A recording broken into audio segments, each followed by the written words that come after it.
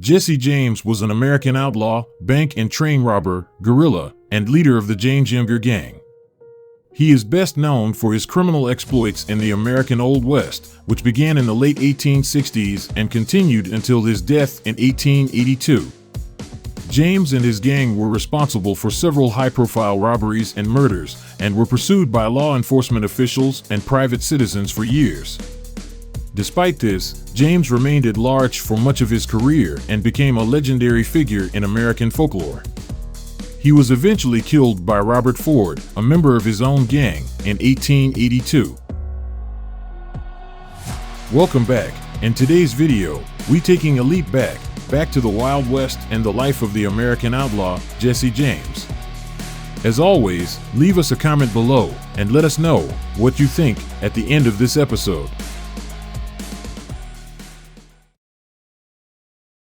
Jesse Woodson James was born on September 5, 1847, in Clay County, Missouri, near the present-day town of Kearney. This area of Missouri was largely settled by people from the Upper South, particularly Kentucky and Tennessee, and became known as Little Dixie as a result. James had two siblings, an older brother, Alexander Franklin Frank James, and a younger sister, Susan Lavinia James. He was of English and Scottish ancestry. Before moving to Missouri, his father, Robert James, farmed commercial hemp in Kentucky and served as a Baptist minister. After marrying, he moved to Bradford, Missouri, and helped establish William Jewell College in Liberty, Missouri.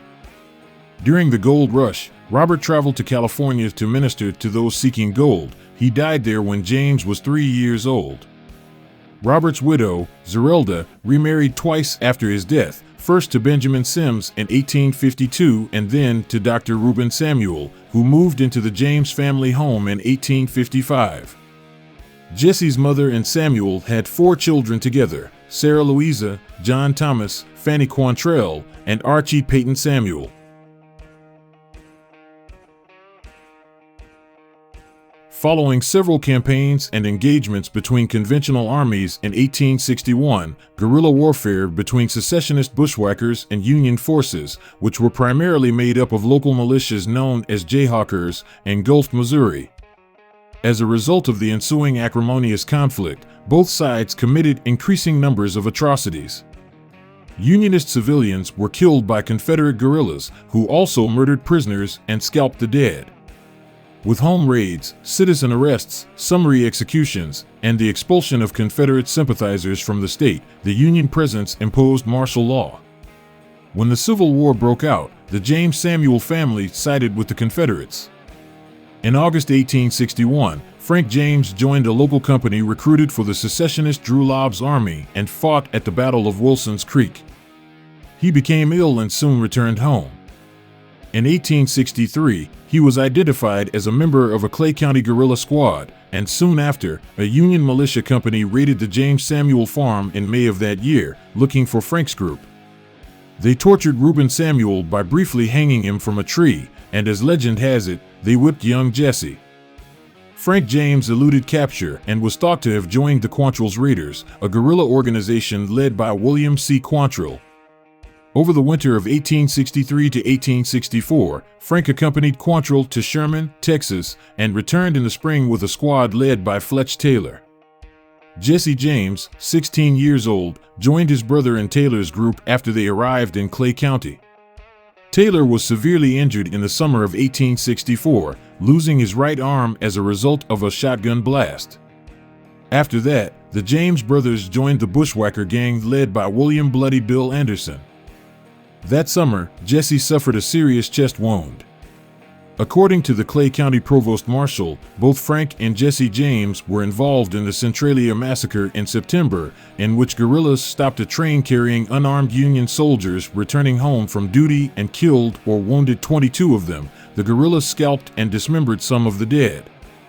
The guerrillas also ambushed and defeated a pursuing regiment of Union troops led by Major Johnson, killing all who tried to surrender, numbering more than 100. Jesse was later identified as a member of the band who fatally shot Major Johnson by Frank James. Because of the James brothers' activities, Union military authorities forced their family to leave Clay County. Despite orders to move south beyond Union lines, they moved north across the nearby state border into Nebraska territory. The James brothers split up after Bloody Bill Anderson was killed in an ambush in October. Jesse went to Texas under the command of Archie Clements, one of Anderson's lieutenants, while Frank followed Quantrill into Kentucky. In the spring, he is known to have returned to Missouri. Jesse suffered the second of 2 life-threatening chest wounds at the age of 17 when he was shot while attempting to surrender after they came across a Union cavalry patrol near Lexington, Missouri. Jesse was treated for his chest wound at his uncle's boarding house in Harlem, Missouri, by his first cousin, Zerelda Z. Mims, who was named after Jesse's mother. Meanwhile, his former commander Archie Clements maintained his bushwhacker gang and began harassing Republican officials. On February 13, 1866, these men were the most likely perpetrators of the first daylight armed bank robbery in the United States during peacetime, the robbery of the Clay County Savings Association in Liberty, Missouri. It remains unclear whether Jesse and Frank took part in the Clay County robbery, and no evidence has been found that connects the brothers to the crime or that conclusively rules them out. On June 13, 1866, in Jackson County, Missouri, the gang killed the jailer while freeing 2 prisoners of Quantrill's gang. According to historians, the James brothers were accomplices in this crime.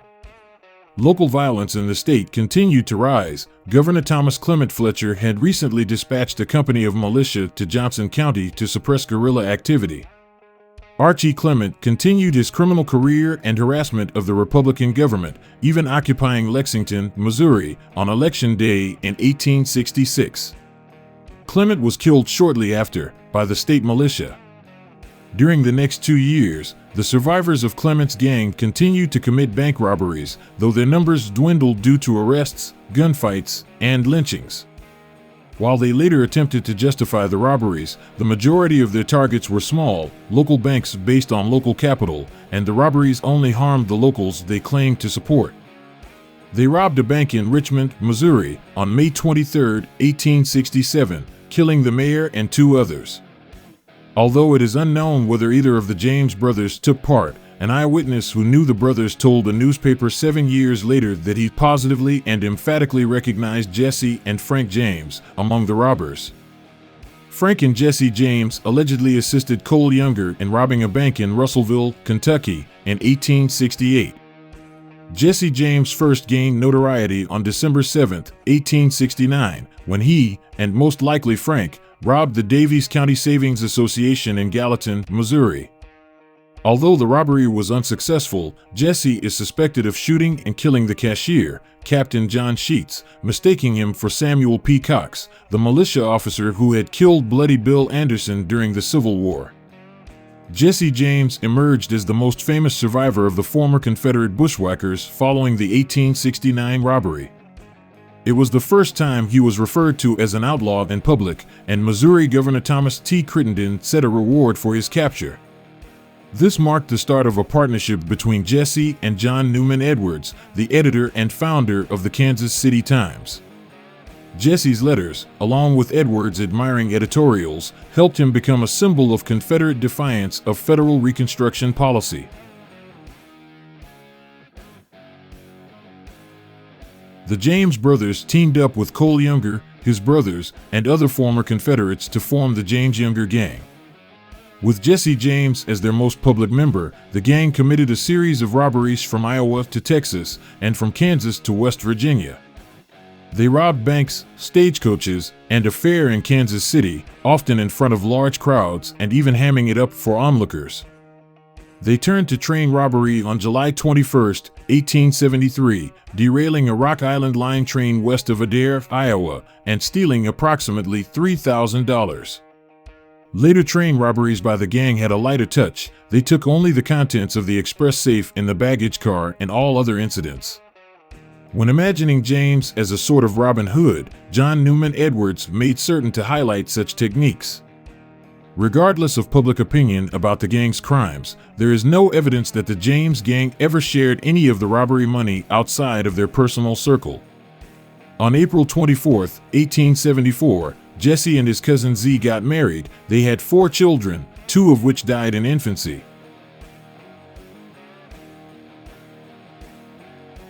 The Adams Express Company hired the Pinkerton National Detective Agency to track down the James Younger Gang in 1874. The Chicago-based agency primarily targeted urban professional criminals while also providing industrial security services such as strike breaking. The Pinkertons were unable to apprehend the gang because it was supported by many former Confederate soldiers in Missouri. Joseph Witcher, an agent sent to infiltrate Zerelda Samuel's farm, was soon discovered dead. Captain Lewis J. Lull and John Boyle were dispatched to track down the Youngers. Lull was killed by 2 of the Youngers in a roadside gunfight on March 17, 1874. Lull fatally shot John Younger before he died. Edwin Daniels, a deputy sheriff, was also killed in the clash. The case was taken on as a personal vendetta by Allen Pinkerton, the agency's founder and leader. He staged a home invasion in which detectives threw an incendiary device into the house, which exploded, killing James's young half-brother Archie and blowing off one of Zerelda Samuel's arms. The raid on the family home outraged many residents. The Missouri State Legislature narrowly defeated a bill that praised and offered amnesty to the James and Younger brothers. Former Confederates in the legislature voted to limit the size of fugitive rewards that the governor could offer. This provided some protection for the James Younger Gang by lowering the incentive to apprehend them.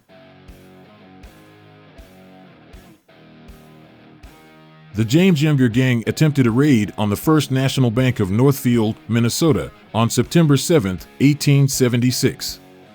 3 men entered the bank, 2 stood guard outside the door, and 3 remained near a bridge spanning an adjacent square. The robbers were thwarted inside the bank when acting cashier Joseph Lee Haywood refused to open the safe, falsely claiming it was secured by a time lock while they held a Bowie knife to his throat and cracked his skull with a pistol butt. Outside, Northfield residents became suspicious of the men guarding the door and raised the alarm. The 5 bandits fired into the air to clear the streets, forcing the townspeople to take cover and fired back from safe positions. During the barrage, they killed 2 bandits and injured the others. Inside, the gang turned to flee, and as they fled, one of them shot unarmed cashier Haywood in the head. After barely escaping Northfield, leaving 2 dead companions behind, a substantial manhunt ensued. The James brothers eventually separated from the rest of the group and fled to Missouri. The militia quickly discovered the Youngers and another bandit, Charlie Pitts. Pitts was killed in a gunfight, and the Youngers were imprisoned.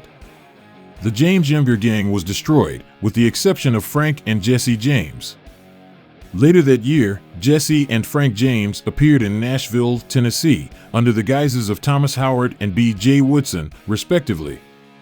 Frank seemed to calm down, but Jesse remained agitated.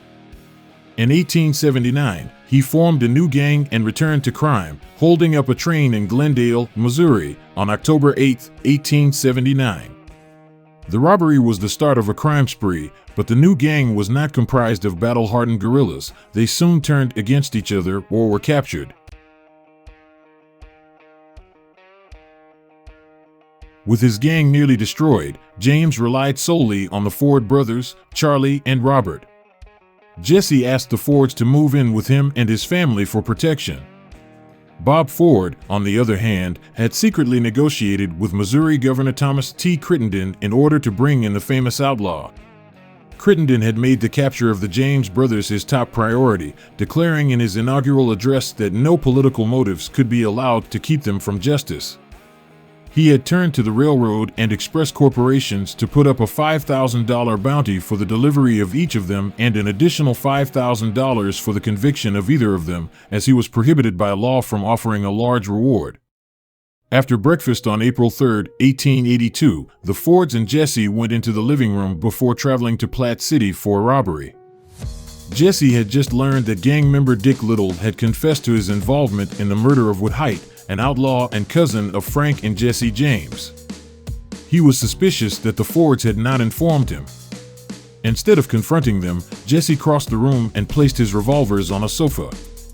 He turned around and saw a dusty picture above the mantel, so he climbed onto a chair to clean it. Jesse James was unarmed when Robert Ford drew his gun and shot him in the back of the head.